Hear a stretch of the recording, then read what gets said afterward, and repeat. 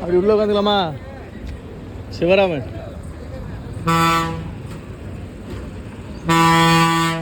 உள்ள உட்காந்துக்கலாம். வண்டி வர இன்னும் ஓடுதுடா இருக்கும் பஸ்ஸு.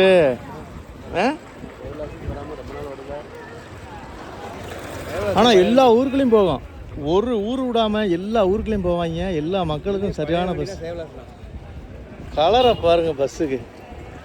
சாயலுடி, மாரியூர், வாலிநோக்கம், ஏர்வாடி, தர்கா, கீழக்கரை, ராம்நாடு,